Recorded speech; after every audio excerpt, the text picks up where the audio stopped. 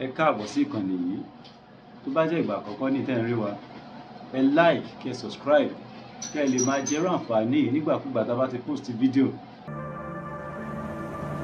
ògúnná gbòǹgbò tí dátọ́ lẹ́nu ògbín nínú àwọn tí ń gbé Egbo Igi Oloro, ṣùgbọ́n tó jẹ́ wípé ọ̀tọ̀ ní kọ́lọ̀ tó ṣò. Kí ni kọ́lọ̀ tó ṣò? Oníṣòwò pàtàkì torí tajé ṣe tó ṣòwò tó bòde pàdé tí wàá ń jayé familétè kí n tutọ́ kọ́ jayé ayé fẹ́ẹ́ lu mọ́ lẹ́nu.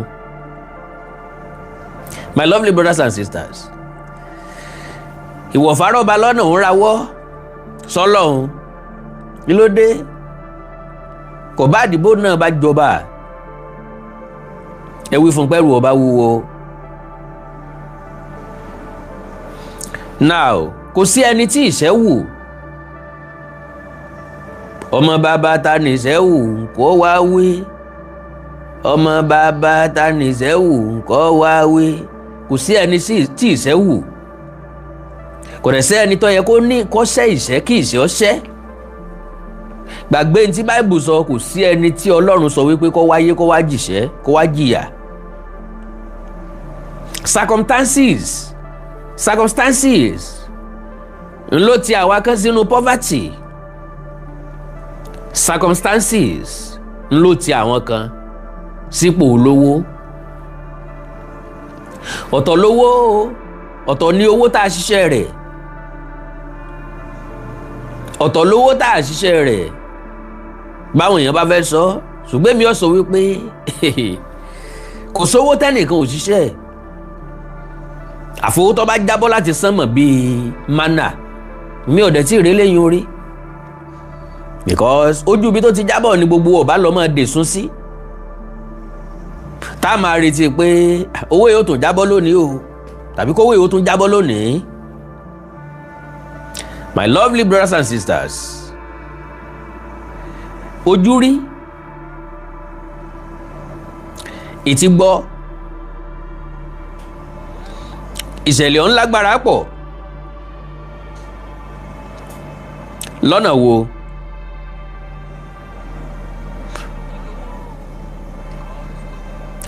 So ó ní wípé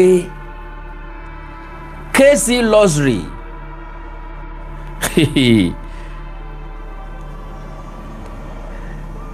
to be sincere with you, before the incident n ò méégún tí Jàjìkẹ́, n ò gbọ́n pa èrè rárá. Mo wá wò pé èmi tí mo mọ̀ pé mo pẹ́ ń tàbí òpó ná, mo wà lórí social media, kí ló wá dé tí mo ẹni tán ń pè ní KC luxury. Mo wá rí i pé ojú òpó wa ni ògbàbì kan náà. Ṣé ká bára wa sọ tọ̀rọ̀? Because realist lèmi, èmi ò sí níbi tí wọ́n ti ń gbé fake life, and àwọn èèyàn kan bẹ tí wọ́n máa ń flaunt tó pọ̀ jù lójú tèmi. Màá kàn wò pé kíní ò natural jàre, tí nǹkan ò bá dẹ̀ ti natural lójú mi, mi ò kí ní interest ń bẹ̀. That is number 2. Another thing ò ní wípé èmi tí mo ń sọ̀rọ̀ yìí gan-an, ààyè wo ni mo ní? Ìfẹ́ ní púpọ̀ ṣe lẹ́nu wá, torí pé ní tèmi gangan fẹ́ ṣe ọ̀pọ̀ lójúmọ́, ní tí mo fẹ́ ṣe lójúmọ́ pọ̀. Ìwọ̀nba nínú ẹ̀ ni mo lórí ọ̀fẹ́ àti àtẹ́ǹdì sí. Ńbẹ ni wọ́n ti máa gbọ́ pé nìkan flaunt nǹkan lórí social media, ẹnìkan jẹ́ KC luxury, ńgbà tí ò kí ń ṣe akéwì, tí ò kí ń ṣòṣèré orí ìtàgé, kì í ṣe ajàfẹ́tọ̀ọ́ ọmọnìyàn. So possible ká mọ́ cross path, tàbí ó possible kí n má bá pàdé rí. Mọ̀ ń bẹ̀ yín ìyá àti bàbá mi, ẹ̀yin ẹ̀gbọ́n mi bẹ́ẹ̀ ṣe ń wọlé, ẹ bá mi pín program yẹn. Ọ̀pọ̀ nǹkan bẹ tá a fẹ́ sọ ń bẹ̀. ọ̀pọ̀ àṣírí ń bẹ tó tú because tá a bá ní àfojú inú wò dáadáa nbí líle là bọ́ ọmọkùnrin ṣùgbọ́n àwọn tí wọ́n ń gbé egbògi olóró ṣé wọ́n ní lọ́kàn wípé ọjọ́ kò ní jọ́ kan tọkẹ́rí ó jáde tí ò ní wọlé padà ǹjẹ́ wọ́n ń rò ó tí wọ́n bá rò ó tán bá ń rò ó kí ló dé tí wọn ò fi lẹ̀ 278 kilogram egbòogi olóró ó ní ọ̀rẹ́ wa gbé o wọ́n ló wọ́ọ̀tì $27.7 million. Bàbá wa okay 184.50 kilograms. Wọ́n ló wọ́ọ̀tì $27.7 million. Bàbá wa convert ẹ̀ sí náírà ilé yìí ń lọ bí 39 billion naira. Téèyàn bá ní lọ́wọ́ yóò du gómìnà ìpínlẹ̀ Èkó. Mẹ́wàá bá ní 39 billion naira lọ́wọ́ tó jẹ́ personal money ẹ̀ yóò dùpò gómìnà ní Lagos State anywhere in this country yóò sì wọlé. Ẹ gbádùn mi ó ń tọ̀ wọ́n wọlé tán bá fẹ́ mi ní 9 billion orí ẹ̀ 9 billion naira orí ẹ̀ mo fọlọ́wọ́ bá búra odidi ìlú ni màá ní odidi ìlú ń lọ create ìlú tuntun ń lọ dálù tuntun lẹ̀ with that 9 billion naira wọ́n wà jọba ń bẹ̀ ẹ mọ̀ pé Awíkóńkó town ká tó wá pé 39 so ẹ má jẹ́ ń fọ̀rọ̀ gùn lè sẹ́bọ́ lè sògùn bá ti wáyé pàwárí láàrí ẹ̀dá ò gbọ́dọ̀ jókòó tẹ́tẹ́rẹ́ kọ́ mọ́wọ́ tì gbọ́dọ̀ kọ́ sọ pọ́lọ̀ ń ó ṣe é kálukú ló gbọ́dọ̀ jà fitafita láti jẹ́ èèyàn láyé ọ̀nà tá a fẹ́ gbà jẹ́ èèyàn ló mátà Yorùbá lèmi Yorùbá sì ti parí ọ̀rọ̀ wọ́n ní asáré lówó ń bẹ lọ́nà ogun apọ̀sẹ̀sẹ̀ lówó ń bẹ lọ́nà ọjà bọ́pẹ́ títí ń ó lówó olúwa rẹ̀ ń bẹ lábà tí ń jẹ̀ sunsu ta la sáré lówó tí ń bẹ lọ́nà ogun gbogbo àpọ̀mọlẹ́kúnjayé asáré lówó ni wọ́n asáré wówó gbogbo ẹni tí ń ṣe yahoo asáré wówó ni wọ́n gbogbo ẹni tí ń ṣètùtù ọlà asáré wówó ni wọ́n gbogbo ẹni tí ń jalè asáré wówó ni wọ́n ẹni tí ń gbé egbòogi olóró asáré wówó ni wọ́n ojú ogun wọn ọ̀nà ogun wọn wà torí pé ń tọ́ lọ jalè tọ́ lọ káàyàn mọ́ o lè bó lélé o lè bá àwọn agbófinró pàdé tí ẹ ti tán tàbí kó lò yòókù ayé ẹ̀ lọ́gbà ẹ̀wọ̀n ẹni tí ń ṣe yahoo tínú rẹ̀ ń dùn ọjọ́ tọ́wọ́ EFCC bàbá tí ẹ ti tán tàbí kó lọ lò gbésí ayé ẹ̀ tó kù lọ́gbà ẹ̀wọ̀n ẹni tí ń ṣètùtù ọlà tí ń lo mẹ́nu mọ́ tí ń pé kán bò ń ṣáájò orí òkú lẹ́lò ni o egbò òkú lẹ́lò ni o ojú ogun ló wà ìjọ́kíjọ́ tọ́wọ́ bá ti bà á bí ó ti rápá tó ti rẹ́sẹ̀ yóò sọ fún ìjọba yóò lò yòókù ayé ẹ̀ nínú ọgbà ẹ̀wọ̀n so gbogbo ẹni tí ń gbé egbòogi olóró ọjọ́kọ́jọ́ tọ́wọ́ bá ti bà á òun náà ni títán dé bá gbogbo ẹni tí ń lu jìbìtì tí ń ṣe wàyó tí ń lọ́yàn lọ́wọ́ gbà gbogbo wọn ni wọ́n padà bó lélẹ̀ so bọ́ bá dé Lẹ́kí bọ́ bá dé Àjà èmi Àkàndọ̀rà Awíkóńkó pẹ̀lú ojú ìwòye mi mo lè sọ categorically wípé 60 to 70% olówó Àjà olówó Lẹ́kí wọn kì í ṣolówó tó legit ẹ gbádùn mi wọn ò kì í ṣe kí ni wọn kì í so lówó tó legit ẹni tó wẹ̀ lè legit díẹ̀ láàrin wọn lẹni tó jíwó òlú kó àwọn tó wo wọn lè legit díẹ̀ láàrin wọn làwọn tó ń ṣiṣẹ́ ní Shell tó ń ṣiṣẹ́ nílé epo rọ̀bì tí wọ́n ró lè jà ń bẹ̀ náà ni o because iye tí wọ́n ń talẹ̀ ní Lẹ́kí tán ń talẹ̀ lájà FGC láyé ìgbà kan owó ńlá ni wọ́n ralẹ̀ 300 million naira now you now tell me ta ló ń tọ̀hún tó ṣiṣẹ́ owó ẹ̀ tí ó ralẹ̀ 300 million naira èèlò ni ó fi kọ́ gbogbo ẹ̀ tí ń kọ́lé 1 billion naira 2 billion naira 3 billion naira mòróbìnrin kan jò ní tí n bá wọnú archive mi dáadáa n ó rí fídíò rẹ̀ ilé tó kọ́ lágbègbè Lẹ́kí Àjà 3 billion naira. My lovely brothers and sisters, money is good, but too much money is nothing. Ngbà tí arábìnrin ọ̀hún sọ̀rọ̀ níta wípé ilé òun wọ̀ ti 3 billion naira. A sọ pé bá a sọ dẹ́rí àmẹ́sẹ̀ kọ̀ lọ́jà rí ilé 3 billion naira fún kẹ́ni ní Nàìjíríà tá a wá yìí.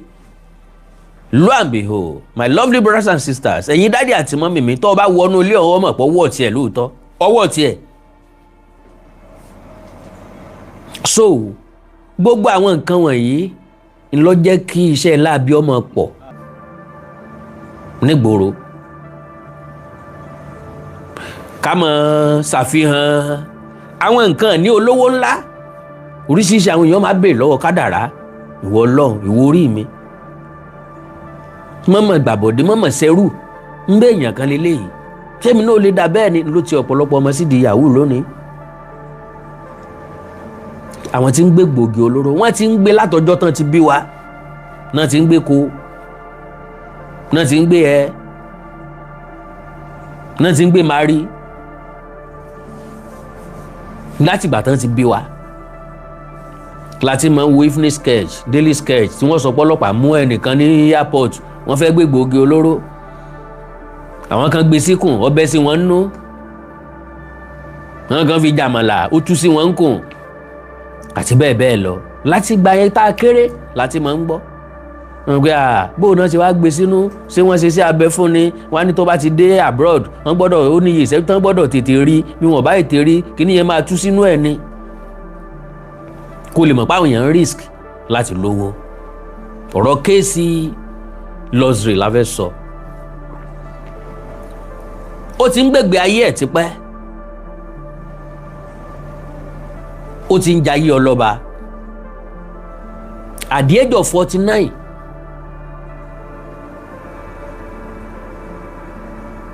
ó ní àwọn mọ́tò tọwọ́ ti bóyá 700 million naira 500 million naira 600 million naira my lovely brother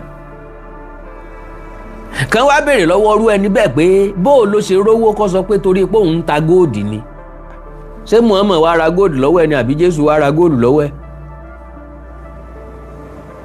kó pé torí pé òun ń ta ago táwa náà ní ra tó bẹ́ẹ̀ èèlò wọn ń tà èèlò wọn ń rarọ́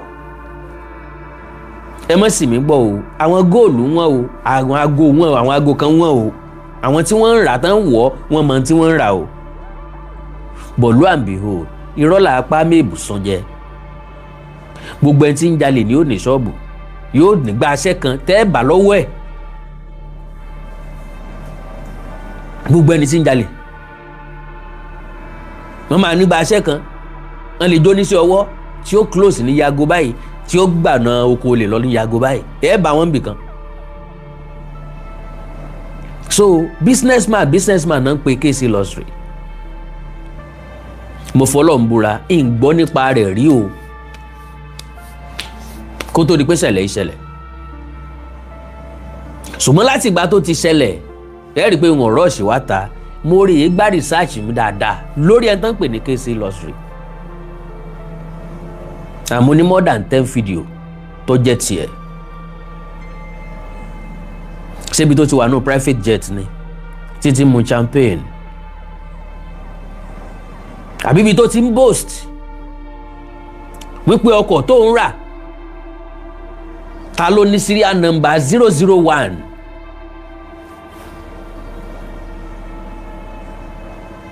001 Benz ni o ó tún wá ní bọ́n bá ní ta ló ní méjì ẹ̀ ní gbogbo Lagos because táwọn èèyàn bá ń sọ̀rọ̀ nípa ẹ̀ Afọlábí Kazeem Michael gangan ló kọ rẹ̀ ọmọ Yorùbá ni tán bá ń sọ̀rọ̀ ẹ̀ àwọn kan sọ pé one of the Lagos biggest boy àwọn èèyàn kan wá lóun ló máa jẹ́ Lagos biggest boy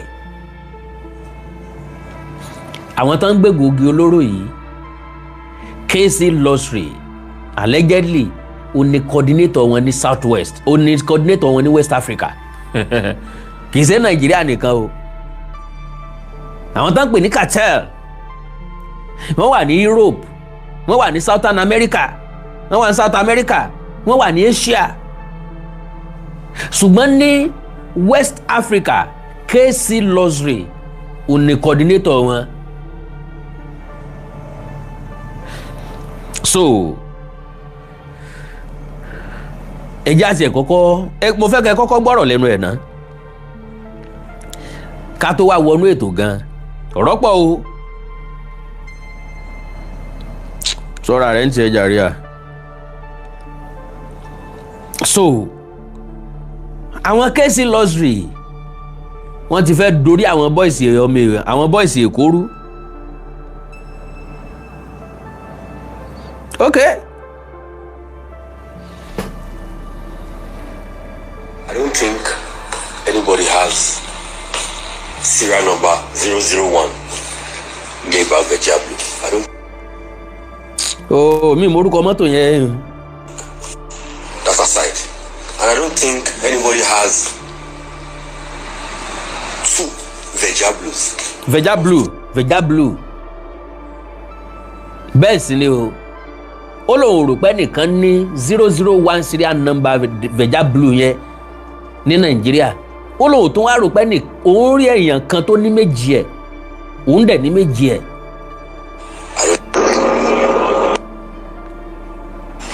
Egbo, I don't think. That aside, and I don't think anybody has 2 Egbos of the 150. I don't. Of the now òun tó wá ní méjì òun náà ni àṣírí wá tú pé kì í sowó ara ẹ̀ ló fi rà á. Number 1, báwo làwọn NDLEA bó ni wọ́n ṣe mú kí ló ṣàtọ́nà sóbìnrin ló tú fóònù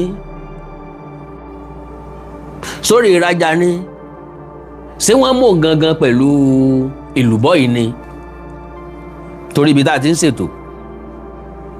Now wọ́n kọ́kọ́ seize Egbo Igi Oloro yìí wọ́n kọ́kọ́ seize ẹ̀ ní airport wọ́n ti package ẹ̀ ó ti dọ́dọ̀ àwọn kùríà kí wọ́n gbé fò lókù ó ti wà nù port ó ti wà nù airport already kí wọ́n gbé fò lókù kíkí ní bẹ́ẹ̀ nu consignment yìí wọ́n detect ẹ̀ wọ́n seize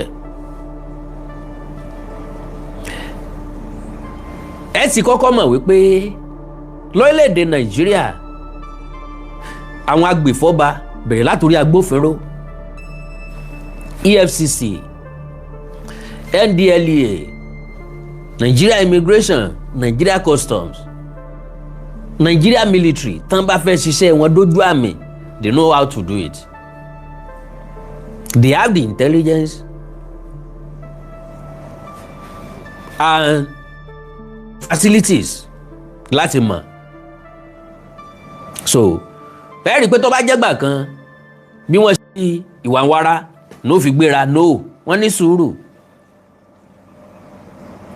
kàkà kí wọ́n wá ẹni tó ní síwájú wọ́n wá padà sẹ́yìn lọ́nà wo courier logistics tí wọ́n package ẹ̀ tí wọ́n fẹ́ bá wọn send ẹ̀ wọ́n wọnú ibẹ̀ lọ wọ́n lias pẹ̀lú àwọn tí ń bẹ ń bẹ̀ wọ́n cooperate pẹ̀lú wọn wọ́n wádìí ta ló package ẹrù yìí ta ń pààkì ẹ̀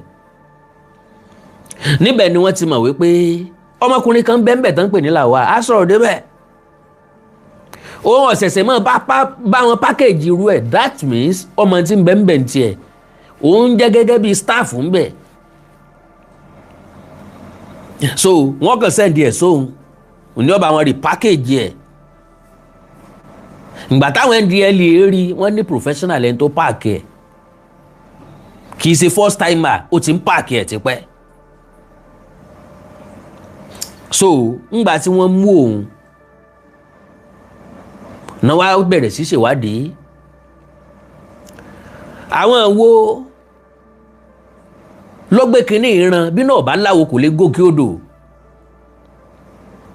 so wọ́n bẹ̀rẹ̀ sí ní trace ẹ̀ pé nẹ́tíwọ́ọ̀kì wo ni wọ́n ń lò àwọn nẹ́tíwọ́ọ̀kì wo because wọ́n mọ̀ wípé kinní yẹn wà networking kì í ṣe nǹkan tágbára ẹnìkan lè gbé so láti bẹ̀ wọ́n trace kéèsì lọ́sìrì wọ́n rọ́ọ̀ṣì ẹ̀ pé bóyá káwọn lọ bá nílé káwọn ó mú mọ́lé rárá o so àwọn investigator wo ló ṣiṣẹ́ NDLEA ó create special investigation department àbí ká sọ pé ó kó àwọn special investigator jọ èyí lẹ́ṣẹ̀wádìí professionally underground àwọn eléyìí ni wọ́n lọ iṣẹ́ pẹ̀lú logistics àwọn ló kọ́kọ́ discover network àwọn ilé iṣẹ́ tó kóra wọn papọ̀ tí wọ́n jọ ń gbé gbòógì olóró yìí tí wọ́n jọ lé gbòógì olóró yìí wọ́n rí pé kì í ṣe Nàìjíríà nìkan connection ni because South America ló ti wọlé sí Nàìjíríà my question kí ló dé tí ò ti South America tí ò ti bẹ̀ lọ sí Europe tó fẹ́ lọ tí ò ti bẹ̀ lọ sí Asia tó fẹ́ lọ why tó kọ́kọ́ padà wá sí Nàìjíríà wọ́n mọ̀ wípé báwọn bá gbé gbọ̀nà méjèèjì sàn án láti ibi títí ń bọ̀ àṣírí ó tètè tú ọ̀ká ó tètè fò wọ́n gbé wá sí Nàìjíríà náà níbo wọ́n gbà sí because àwọn NDLEA sọ wípé èlùbọ́ tó pọ̀ jù táwọn gbà rí níjọ́ tán ti dá NDLEA lẹ́lẹ́lẹ́ so lẹ́yìn tí wọ́n discover àwọn network àwọn companies tó wà involve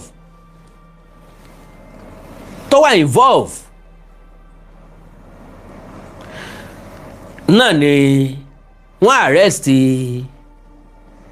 Lawal Mujaib Kehinde tí ń bá wọn package ẹ̀ ìyẹn ni guy tá a sọ pé ó ń ṣiṣẹ́ pẹ̀lú iléeṣẹ́ logistics àwọn tí wọ́n bá wọn kẹ́rù lọ sókè òkun ọ̀pọ̀n bá ti kó débẹ̀ àwọn eléyìí ni ó pe àwọn tí yóò wá gbé àwọn yẹn ló mọ ibi tí ń lọ so now àwọn investigator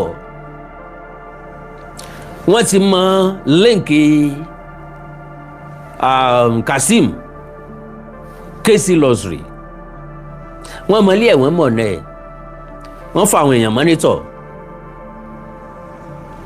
láti August 13 ni wọ́n ti arrest Kehinde o ni wọ́n ti arrest kéèsì lọ́sìrì ṣùgbọ́n wọn ò gbé síta wọ́n fọkàn sí pé táwọn bá gbé ta àwọn lè má rí àwọn network wọn tó kù so bó wá ni wọ́n ṣe mú wọ́n fi lára balẹ̀ tó bá jẹ́ ńgbà míì ni àwọn security agent wọ́n ti wọnú ilé ẹ̀ lọ wọ́n ti lọ dàbọn bolẹ̀ ńbẹ̀ wọ́n ti mú jáde no wọ́n filẹ̀ bá a ṣe ń yọ só la ṣe ń yọ gbọ́ èèyàn ò lè dàbí kéèsì lọ́sìrì kọ́mọ̀ ní etí ọba ńlé etí ọba lóko tí í jẹ́ èèyàn àwọn etí ọba ńlé ẹ̀ wọ́n ti fún lọ́wọ́ ń pé ọ̀rẹ́ o ọ̀gá ti fò o wọ́n ti ń wá o wọ́n ò mú ọ o òun náà gbọ́n pálí ẹ̀ pápápá físà France ó ti ra tíkẹ́ẹ̀tì business class ticket ó ti rà á ó dirú ẹ̀ níwọ̀nba ó mú sẹ́ńjì tó lè mú ó lọ airport bí wọ́n ṣe ń yọ sófò ni wọ́n ní àwọn NDLEA náà ni wọ́n ń yọ gbọ́ àwọn náà ti gbọ́ pé arákùnrin ọ̀hún ti gbéra ó ti múra o ó ń sá lọ o báyìí kàṣà báyìí káwòdì ọ̀nà báyìí ni wọ́n gbà o NDLEA ti lọ plot àwọn èèyàn sí wọn sí airport níbi tó ti máa board ńbẹ̀ ni wọ́n ti náà ti hé lápá láti ibẹ̀ wọ́n ti mú lọ síbi tẹ́rù wà níbẹ̀ ni wọ́n ti figi lé lọ́wọ́ pé kó máa kà á bó bá jẹ́ pé mo máa sọ kíní kan fáwọn èèyàn pé ẹni tó tọ́lẹ̀ jù ń làwọn ọ̀daràn gbogbo àwọn tí ń jalè o wọ́n lẹ o ṣùgbọ́n lóòótọ́ tí ń bẹ lọ́wọ́ wọn lásìkò tán bá fẹ́ jalè ní everybody máa káwó òkè fún o ṣùgbọ́n tọwọ́ bá bà wọ́n máa kà ní ìsìn bòròbòrò wọ́n sọ iye ibi tán ti lọ jalè wọ́n sọ ẹni tó rán wọn wọ́n sọ ẹni tí mọ̀ ń bá wọn ṣẹ́wó wọ́n sọ ẹni tí mọ̀ ń bá wọn gbàálẹ̀ gẹ́gẹ́ bẹ́ẹ̀ náà làwọn tí ń lu jìbìtì gẹ́gẹ́ bẹ́ẹ̀ náà làwọn tí ń jiyàn gbé wọ́n lẹ o ẹ̀rí ti Evans lọ́jọ́ sí bó ṣe ka bòròbòrò ọkà tán ń gbòó dé kóòtù lọ́ọ̀yà rẹ̀ ní kó yí pé under pressure ni lòun fi ń kà bó ṣe ń kà pé kì í ṣe bọ́rọ̀ ṣe rí nù àwọn DSS sọ pé gbogbo ohun tó wí lélẹ̀ o a rìkọ́ọ̀dù ẹ o kò ṣeé yí padà o so now wọ́n gbégi lé lọ́wọ́ wọ́n bẹ̀rẹ̀ sí ní kálé ní èjì mo nígbàgbọ́ pé yín náà rí fídíò yẹn kéèsì lọ́sìrì ó wá ń sọ pé òun ó kàwọn èèyàn kan òun ní kàwọn èèyàn kan now ẹ já wo details irú èèyàn wo ni kéèsì lọ́sìrì jẹ́ ẹ já wo details ẹ̀ now Afọlábí Kazeem Michael ṣé Christian àbí Muslim who knows olórúkọ Christian olórúkọ Muslim kò sí Christian tí ń jẹ́ Kazeem àfilẹ̀ tó bá convert kò sí Muslim tí ń jẹ́ Michael àfilẹ̀ tó bá convert ṣó mọ̀ọ́mọ̀ ni because nígbà tó fẹ́ sọmọ lórúkọ àwọn àfáà ni wọ́n dúró tán jọ sọmọ lórúkọ bọ́ọ̀ bá rí lè ké sí lọ́sìrì wọ́n mọ̀ pé lọ́sìrì ní lóòótọ́ èèyàn fọwọ́ gbárí ẹ̀ mú ẹlẹ́dàá mi sí èmi náà débi ire my lovely brothers and sisters bá a bá lówó nílé ayé yìí afẹ́fikọ́lé ni a sì gun mọ́tò lo and behold orúkọ mọ́tò tá a gun ò mátà o a car or vehicle is a means of transport to move you from a certain place to another certain place so far tí mo lè kí kọ́kọ́rọ́ bọ mọ́tò mi lẹ́nu tó lè dá mi lóhùn pa ṣún kí n dẹ̀ move ẹ̀ jáde kó gbé mi lọ síbi tí mò ń lọ kó gbé mi padà that is a car ó ti tó irú mọ́tò kan mo fẹ́ rà irú kan làwọn ọ̀rẹ́ mi ń gùn wàhálà ilé ayé ni mo ń kó yàn sí o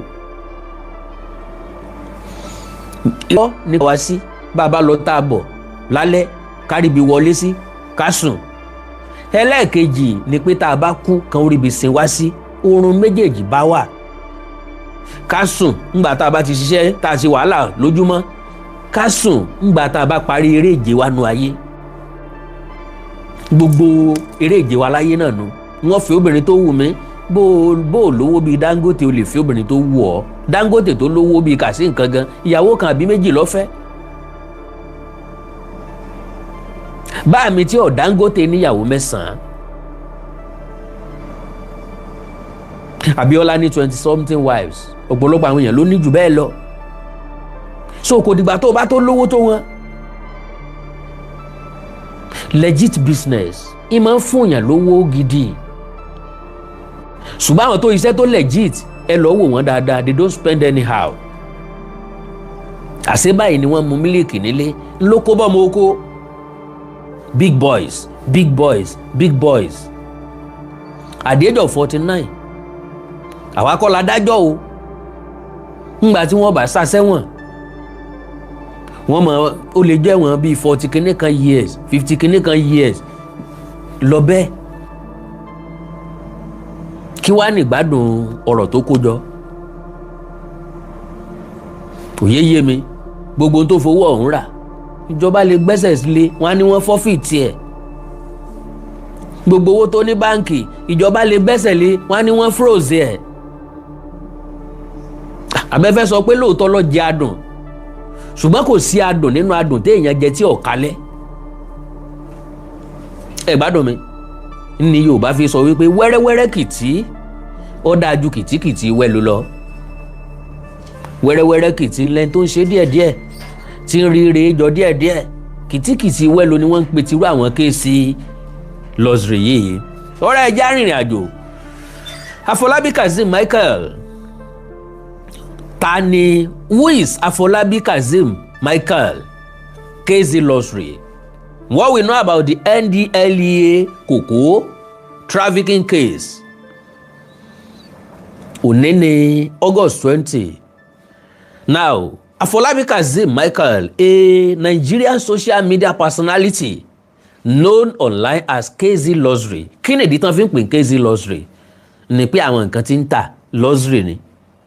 That is gold, ẹ̀gbà ọrùn, jewelries, aago ọwọ́, àwọn expensive luxuries ló ń tà. Orúkọ ẹ̀ jẹ́ luxury ń bẹ̀ wọ́n, orúkọ ẹ̀ tún jẹ́ luxury pẹ̀lú ilé tó ń gbé, pẹ̀lú àwọn ọkọ̀ tí ń gùn táwọn èèyàn ń sunkún lójú títì tán ń pariwo pé KZ Lottery, KZ Lottery, KZ Lottery, KZ Lottery, táwọn guys fẹ́ ba yé ara wọn jẹ́ nítorí ẹ̀. So everybody bí wọ́n ṣe ń refer sí ni pé businessman, alright, was arrested by Nigerian National Drug Law Enforcement Agency NDLEA in August 2026 as part of a wider operation targeting an alleged international cocoa trafficking network. Ngbà tí dákọ̀ cocoa ẹ̀ tí mo ń pè. The agency has named him as the suspected Nigerian leader of the operation. Not Nigeria leader of the operation in the whole Southwest. Abi, in the whole West Africa. The agency has named him as the suspected Nigeria leader of the operation. This document summarizes what has been publicly reported so far based on statements from the NDLEA and coverage from several Nigeria news outlets. Details nípa KZ Lottery. It is important to state clearly at the outset the information below reflects allegations made by law enforcement, not a court conviction. Lọ títí di ìsìn suspect ní KZ Lottery. Ó dìgbà tó bá délé ẹjọ́ tó ń bá ṣe ìwádìí afurasí ọ̀daràn ni. Ṣùgbọ́n ti gbé pátákó lé lọ́wọ́. Àwọn NDLEA ti gbé pátákó lé lọ́wọ́. Wọ́n kọ iye gíráàmù tó gbé, iye tọ́wọ́ tì. So, not a court conviction. Under Nigerian law, an accused person is presumed innocent until proven guilty. Wọ́n lè délé ẹjọ́ lọ́la kó pé wọ́n ro orúkọ ọmọ ni. Wọ́n sì wá gbé gilé ọlọ́gbé ọmọ àkà tí wọ́n náà sì ń kà á. Ó lè pé nǹkan ní kóun ó ṣe lòun ṣe. Òun kàn rò pé wọ́n instruct òun kóun kàn déédéé mọ́ ká ní. O mọ̀ pé bóyá wọ́n sọ pé òun ló ní àbí kìí sóun ló ní. So who is Afọlábí Kazeem Michael? Before his arrest, Michael was known publicly through his online persona, KZ Lottery. He presented himself as a social media influencer and businessman dealing in gold, jewelry and other luxury goods. His online content typically feature expensive cars. Ntọ́fẹ́ dorí àwọn ọ̀dọ́ rúnu. there is nothing like expensive cars. Expensive cars wà o. Má jẹ́ kí n tó rí lórí social media kọ́ ọ̀nsẹ́ẹ̀tì ọpọlọ rẹ débi tó fi kó lójú ọ̀nà wẹ́rẹ́wẹ́rẹ́ kìtì tó fi bá wọn rin ìrìn àjò kìtìkìtì wẹ́lo. Òpin ọ̀nà kan wà tó dára lójú ènìyàn, òpin rẹ̀ ikú ni, òpin rẹ̀ ọgbà ẹ̀wọ̀n ni, òpin rẹ̀ ẹ̀mí kúkúrú ni. Kò sí ní tí èèyàn sáré gbà tí ò sáré jó tán lọ́wọ́ èèyàn. Ọ̀yá, another luxury goal. Okay, expensive cars, designer, accessories such as high-end handbags and other displays of wealth, which built him a notable following and public profile in Lagos social circles, particularly around the city's socialite scene. N táwọn ọ̀dọ́ dẹ̀ fẹ́ ojú bá náà lọ kí wọ́n máa héèlì èèyàn tí wọ́n fi héèlì ẹ̀ pa. Nínú ọdún yìí náà ni wọ́n mú kàtẹ́ kan ní Ghana. Tẹ́ bá rí n tó náà fi ṣe lé, tẹ́ bá rí n tó kó kalẹ̀ bí ọkọ̀. Àwọn èèbó náà wá arrest eléyìí o, àwọn Interpol ń lo iṣẹ́ pẹ̀pẹ̀ láwọn ọlọ́pàá Ghana, wọ́n dẹ̀ arrest ẹ̀. Immediately náà ni gọ́ọ̀mẹ̀ntì ti ń gbẹ́sẹ̀ lé ìntòní ní Ghana. Kí wá ní làálàá wa láyé? Nígbà tó bá Solomoni tẹ́ ló lówó jù nínú Bíbélì tó ní gbogbo nǹkan tó ń fẹ́ nílò òun ní, ó lópin gbogbo rẹ̀ asán àtòmúlẹ̀ mọ́fò. Ó ní èrè tó ń jẹ lábẹ́ oòrùn ní tó ń jẹ àtẹ́lẹ̀ tó ń mu yéèni ni pé mo jẹ nínú làálàá mi tí mo kó jọ. Tó ń bá rántí ń pé gbogbo wàhálà tó ń ṣe yìí o, òun ò fi ilẹ̀ ńjọ́ kan torí yóò kú, ṣe bó kú ibà ń gbọ́ tán rẹ̀ ní ṣe bá àrò gangan. Bó ń bá rántí pé òun ò fi ilẹ̀ ńjọ́ kan, àti ta lọ́wọ́ àmọ̀ bọ́yọ́ lọ́gbọ́n lòun ò fi ilẹ̀ fún àbáṣe rẹ̀. Òun sáà ni yóò jogún gbogbo làálàá mi tí mo kó jọ lábẹ́ oòrùn ní asán lè yí pẹ̀lú. Kò sí fọ̀kànbalẹ̀ tó dàbí kéèyàn orí gàárì mu lásìkò kó ọmọ dáràn kó ọmọ jẹ gbèsè. Tán bá kànlẹ̀kùn kó o ní ẹnu láti béèrè pé ta ni, kì í ṣe pé kán kànlẹ̀kùn kó o ti sá sábẹ́ bẹ́ẹ̀dì kó o ti máa gbọ̀njú káàkiri. Bó kọ ọ̀rẹ́ ọba ti ní problem, ọ̀la ń bọ̀ wá dán ju góòlù lọ. I've said it before that mi ò dream láti wá jẹ́ billionaire. Rárá o, bóyá kí n jẹ́ nìkan tí ó kọ́kọ́ sọ orú ẹ̀ rí, because many people máa sọ pé I want to be a billionaire, kí n jẹ́ trillionaire. No, wàhálà ilé ayé ni. Mò ń bẹ lọ́n káṣírí mi ọmọ bò. Bówó bá ṣe pọ̀ tó ní wàhálà ilé ayé rẹ̀ ó ṣe pọ̀ tó. Kò sẹ́ni tí ó yẹ kó lówó. Gbogbo owó wa náà ni ká fẹ́ gbọ́ bùkátà kárí gbọ́, ká fẹ́ jẹun lásìkò kárí jẹ, kárí mọ́tò gùn, kárí lé kọ́, ká rọmọ rán léèwé. Adùn ayé òjò bá ń lọ, brother. Beyond this public facing persona, little independently verified biographical detail is currently unavailable about his early life. Kò sẹ́ńtọ́ mọ ibo wọn ti bí, ta nìyá àti bàbá rẹ̀ gan, kò gbélé yùn sórí social media. Ṣé ń parẹ́ lájùbà?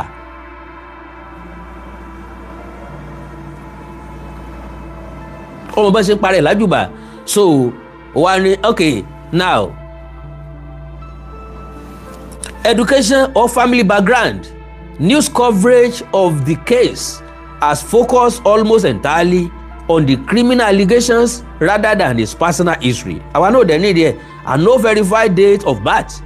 No, wọ́n confirm ẹ̀ pé 49 years ni, kò tí ì pé 50.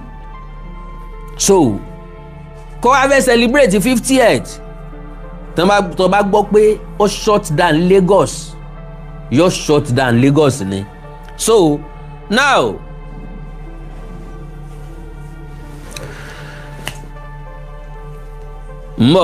okay, and no verified date of birth. ọlọ́mọ 49 years ní hometown or state of origin has been confirmed. Incredible reporting at this time. Any biographical claims beyond what is documented here should be treated with caution until confirmed by reliable sources. The NDLEA investigation. According to NDLEA's chairman and chief executive officer, Brigadier General Mohammed Bubamaruwa, retired. The case began not with Michael already, but with a drug seizure. Mo ye ṣàlàyé náà ni. Kì í sọ ni wọ́n kọ́, kì í ṣe pé bóyá torí pé ó ń gbé luxury lives, ó ń gbé flamboyant life, ó ń display wealth, ó ń display oríṣiríṣi nǹkan, cars, aago. If you see this, èèyàn lè sọ pé òun ra aago 45 million. Ìwọ wà káwọ́ mọ́rí pé Olódùmarè 45 million kan kó fún mi, business ni wọ́n fi ṣe, òótọ́ sí ni. 45 million business ni. Ngbà wọn ò dì mí. N wà lọ fi ra aago tó lè yọ sọnù. N lọ fi ra aago tí ọ̀sẹ̀ tí ń ṣẹ̀ṣẹ̀ máa sọ yẹ fún yàn tó bá ra aago 45 million ni o. Ìyẹn gan ló tiẹ̀ fi wá pa ọ́. Wọ́n lọ lórí burúkú da aago 45 million. Afẹ́tù kò tú ẹgé ọwọ́ ẹ̀. Àwọn èèyàn pé Kini ó sọ̀rọ̀ tú mi mọ́mọ́ yẹn tú wọ́n á ní ẹgé ọwọ́ wèrè dànù ẹgé ọwọ́ ẹ̀ Kini fọwọ́ ṣe. So that is the kind of life people are living. All right. So now, according to NDLEA chairman, okay, Mohammed Bubamaruwa retired. The case began not with Michael directly, but with the drug seizure. NDLEA operatives intercepted a cocoa shipment weighing approximately 184.50 kilograms, which had been concealed for export through a courier logistic company in Lagos. Officials estimated the street value of the consignment at around 39 billion naira, roughly 27.7 million naira. Lo and behold, my sisters and brothers, bó bá gbé tó wà successful tí ìpariwo tẹ́lẹ̀ o. Tí ṣe kíni tí ìpariwo tẹ́lẹ̀ wípé ó ní luxury things, ó ní kéré kankankan, èèyàn ẹ̀sẹ̀ mú gbé bọ́nu ni.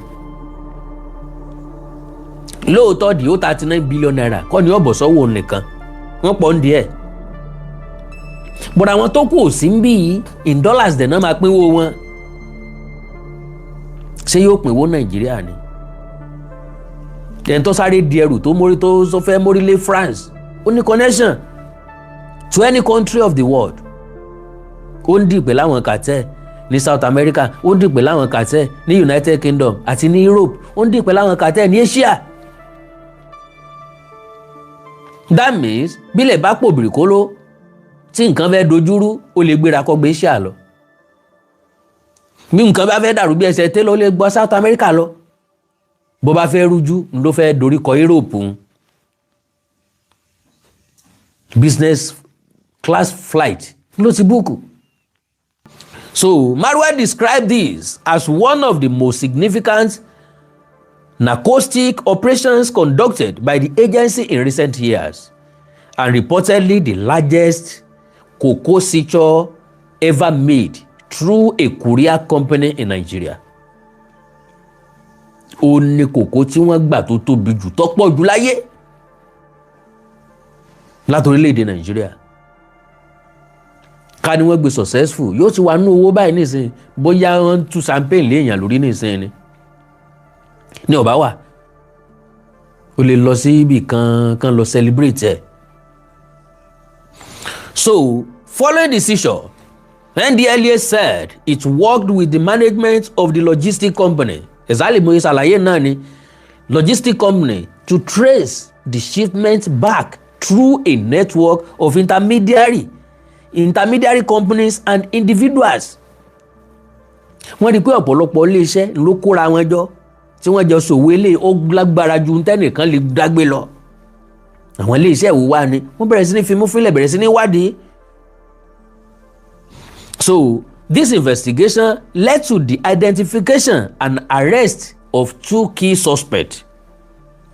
Suspects. The NDLEA named 2 individuals in connection with the case. Lawal Kini, an employee of the logistics firm through which the cocoa consignment was processed. Investigators allege he had a direct, ongoing relationship with the cartel's Nigeria coordinator, which is allegedly KC Luxury, and that he packaged and processed shipments for the syndicate in exchange for cash payments, routing them toward the United Kingdom and other parts of Europe and Asia. Ibi tí kòkó ń lọ nu, kòkó ń lọ sí UK, yóò dé France, yóò dé Germany, that is àwọn European countries, ó dẹ̀ lọ sí Asia country. So now Lawal ó yìí kì í gba ṣẹ́ẹ̀kì, kì í gba transfer, káàṣì ni yóò gbowó tiẹ̀. Ó ti ń gbà látọdúnmọdún. Ẹ mọ́ ti jẹ́ ń sọ̀rọ̀ lọ́bẹ̀, mo fẹ́ sọ pé kò yọ sí la, ẹ mọ́ jẹ́ ń sọ̀rọ̀ lọ́bẹ̀. So second suspect, Afolabi Kazeem Michael, KC Luxury, described by the NDLEA as the more prominent of the 2 suspects and the alleged Nigeria arrowhead. ní rí Dubai lọ lórí ètò ilé ní. Ẹ má gbàgbé láti bá wa like, kẹ́ subscribe, kẹ́ lè máa padà jẹ irú àǹfààní nígbàkúgbà tá a bá ti post fídíò. Ó dàbọ̀.